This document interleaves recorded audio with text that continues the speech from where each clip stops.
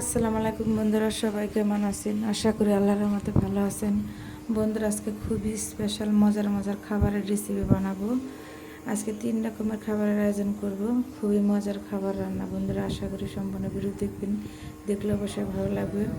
বন্ধুরা, এখানে আমি সব মশলা দিয়ে কষিয়ে নিয়েছি। এখানে দিয়ে দিয়েছি শুটকি, তারপরে আপনার যে পুঁই শাকের যে ডুবা আছে সেই ডুবাটা দিয়েছি। এখানে দিয়েছি লুচি, দিয়েছি ছোটো ছোটো করে আলু চিকেন দিয়ে কেটে দিয়েছি, দিয়ে সুন্দর করে ভালো করে আমি কষিয়ে নিয়ে দিয়ে দেবো হালকা একটু পানির ঝোলটা দিয়ে সুন্দর করে নেড়ে চেড়ে দেবে। বন্ধুরা, এভাবে শুটকি রান্না করলে 3-4 রকমের সবজি দিয়ে খেতে কী যে ভালো লাগে। আর সবচেয়ে বেশি ভালো লাগে লতি আলু পুঁই শাকের ডুবাতে এভাবে রান্না করলে বন্ধুরা একবার খেয়ে এর স্বাদ কখনো বলতে পারেন। খুবই টেস্টি একটা খাবার। আর যারা শুটকি পছন্দ করেন তাদের তো কোনো কথাই নেই। শুটকি তরকারি বন্ধুরা আমার এত পছন্দ, বলবো মাছের সাথে শুটকি রান্না আমাকে খুবই ভালো, খুবই টেস্টি একটা রান্না। বন্ধুরা, এভাবে রান্না করে খেয়ে দেখবেন ছোটো বড় সবাই একদম পেট ভরে তৃপ্তি করে ভাত খাবে। খুবই মজার একটা তরকারি। বন্ধুরা, রান্নাটা হয়ে গেছে। এখন ধরুন আমি করবো একদম কুমড়ি শাক, 25-20 টাকা কুমড়ি শাক ভাজি করে নেব। বন্ধুরা, আমি আগে তোমার সিদ্ধ করে নিয়েছি শাকটা সুন্দর করে পেঁয়াজ রসুন দিয়ে আমি একটা হালকা বাদামি কালার ব্রাউন কালার করে ভেজে নিয়ে এখানে শাকটা বন্ধুরা দিয়ে দিব। শাকটা দিয়ে সুন্দর করে নেড়ে করে দেবো। শাক বাড়িতে সবাই অনেক পছন্দ করে, অনেক শাক নিতে ভালো লাগে।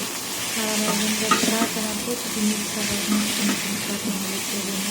শাক খুবই পছন্দের একটি খাবার আমার বন্ধুরা।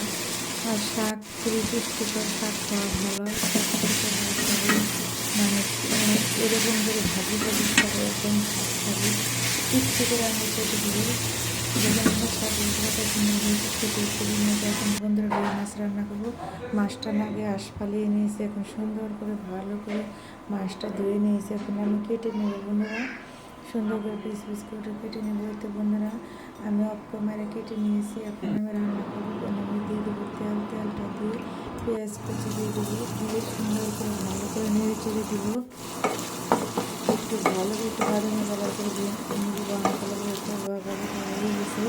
তখন আমি মশলাটা ভালো কষিয়ে নিয়ে মাছটা দিয়ে দিয়েছি। মাছটা সুন্দর করে কষিয়ে নিয়ে নামিয়ে রেখে এখন দিয়ে দেবো সবজি শাক দিয়ে মাছ রান্না দিয়ে মাছ এখন সাজনা সিজিয়ে তারপরে আমি পাবো না, খুব কম আছে, খেতে খুবই ভালো লাগে। বন্ধুরা, সিজন ছাড়া জিনিস খেতে বেশি টেস্ট। আমি সুন্দর করে নেড়ে চেড়ে ঝোলের পানি দিয়ে কষিয়ে নিয়ে তো 5 মিনিট হয়ে গেছে। মাছটা দিয়ে সুন্দর করে ঢেকে রেখে দেবো 10 মিনিটের জন্য। বন্ধুরা, এভাবে এই মাঝে সাজনা রান্না করে খেয়ে দেখবেন, খুবই একটু মজার তরকারি। বন্ধুরা, তোমার রান্নাটা হয়ে দেখবেন কত সুন্দর হয়েছে। বন্ধুরা, খেতেও খুবই মজা।